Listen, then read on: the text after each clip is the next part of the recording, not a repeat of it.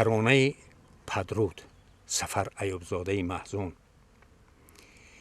ای عشقی نخست ای پریزاد، با شکر ز تو همه کنم یاد.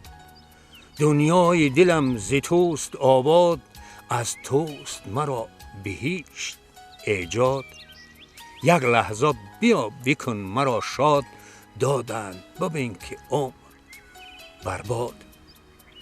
در دست پی غم از پی سوز، روز است پی شب، شب از پی روز. تا میجه زدم بهار بگذشت، چون ناز تو گلعذار بگذشت. شوقی دلی بیقرار بگذشت، نیروی تن و مدار بگذشت.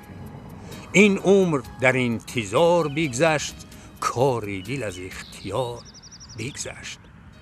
بخشید ولی به جانم ایجاد، نازی تو به غمزه، غمزه با ناز. دردا ز غم جهان شدم پیر، بازیچه شدم به دست تقدیر.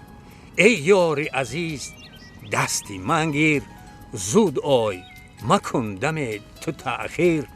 دریاب مرا که می شود دیر، زین بیش که دیده است تحقیر. دزدند ز عمر چون زر و مال، سال از پی مه، مه از پی سال.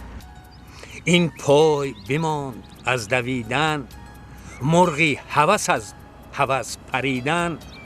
لب از لب لعل بوسه چیدن، وصل دیگرم به خواب دیدن. رنج است که بایدم کشیدن، زهر است که بایدم چشیدن. روتاف دیگر ز من سعادت، ساعت شمرم ز عمر ساعت. مجنون تنم خراب هامون، فرهاد دلم به سینه دلخون.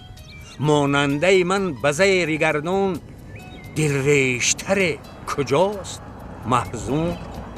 وقت است که چاه رنج افزون، ای یوسف جان برآی بیرون. بر عرش بمان شود خرامان، جان از پی روح، روح از پی جان.